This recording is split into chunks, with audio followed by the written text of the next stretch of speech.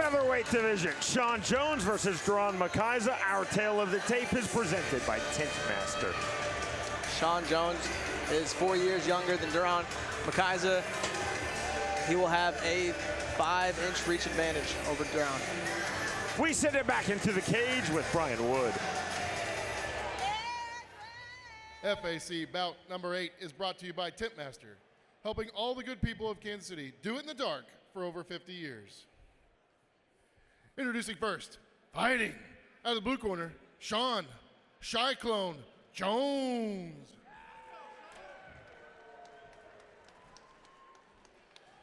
And his opponent, fighting out of the red corner, Daron McCyza.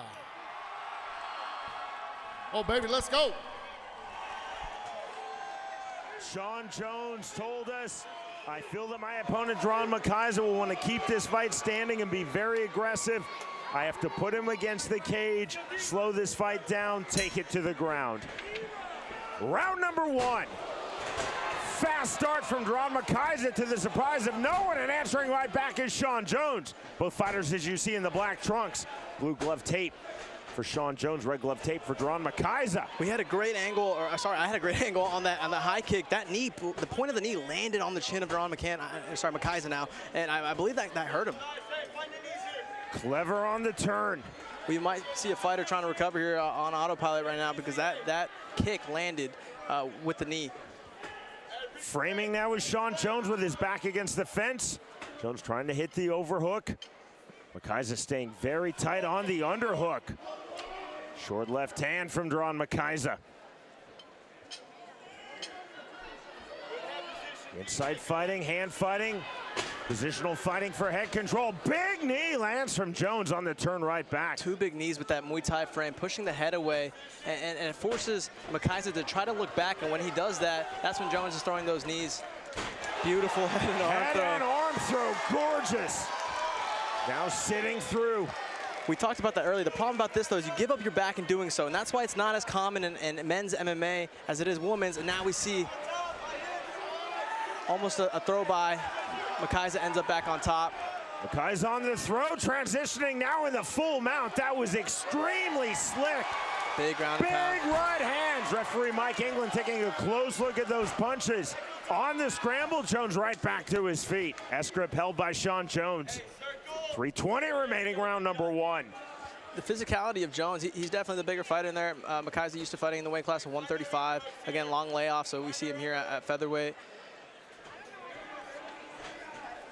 On the duck under, left hook misses from Jones. I love the choice of weapons that Jones uses while he's inside the clinch. Kneeing and elbowing. That's what you want to use. Those two things are short-range weapons, and Jones is using those very effectively. Short left hand from McCyza.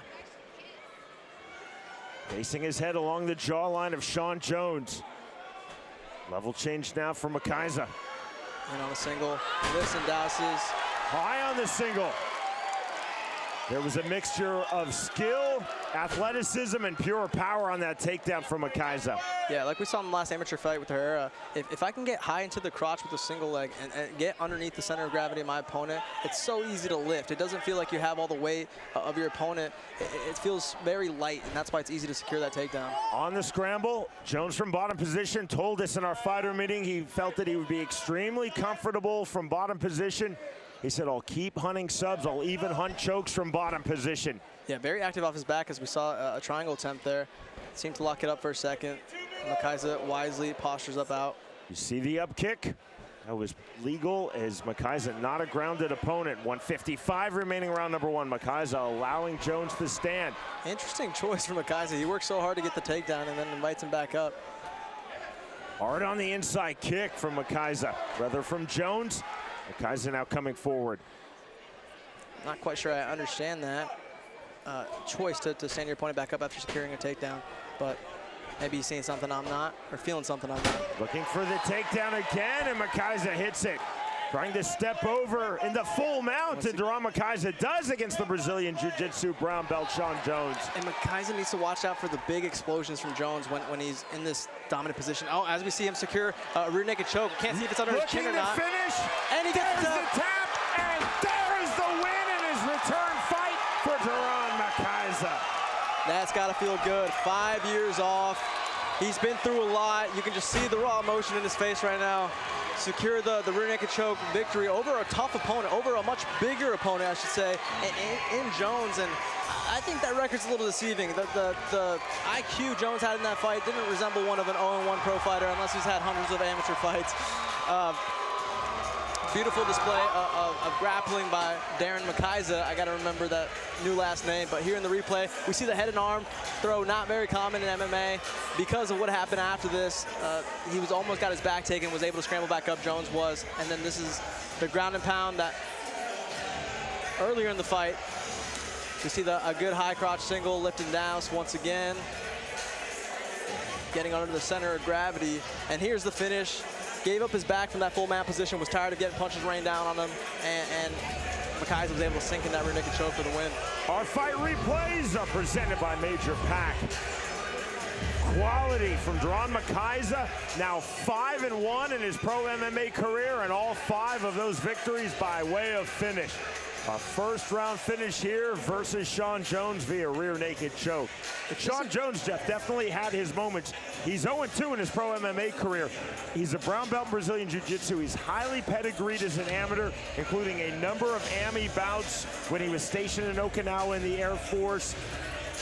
He still had his moments, but Mccyza was relentless with his top pressure, his top game, and his takedowns. That makes sense. The way the fight started was Mccyza ate a big head kick that was actually a knee, and for him to have to fight through that and the result that the fight turned out in, kudos to Mccyza over a win and a tough Shaun Jones. Our winner announcement is presented by Milagro Tequila. We send it to Brian Wood.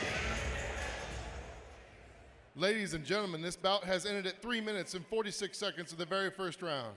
Your winner by tap out due to rear naked choke out of the red corner, Daron Mccyza. Good sportsmanship out there, shown there by Mccyza. Man, if this is something Mccyza wants to take serious, if this just wasn't a one-off comeback fight, he has all the skills. Here in the replay, we see once again lands good ground and pound, forces him to give up his back, and immediately sinks in the rear naked choke. And it was over the second he gave up the back. The choke was already sunk in. If this is something he wants to take serious, people don't remember that. In that Montel Jackson fight, he was giving him trouble. He was giving him problems. The way that fight ended was who was Travis Brown? Travis Brown made those elbows famous off a takedown. Someone's in on a takedown against the fence. You go for those elbows. Sometimes it might slip to the back of your head, but they're nasty. You can go out any second. That's how Mccyza lost that fight. So he's very successful at a high level. If this is something he wants to take serious, I think he could. Shaun Jones was a game and skillful opponent, but make no mistake, Daron Mccyza was on point. From the striking, the takedowns, the top game, and the rear naked choke finish. Victorious by way of first round submission, Daron Mccyza defeats Shaun Jones.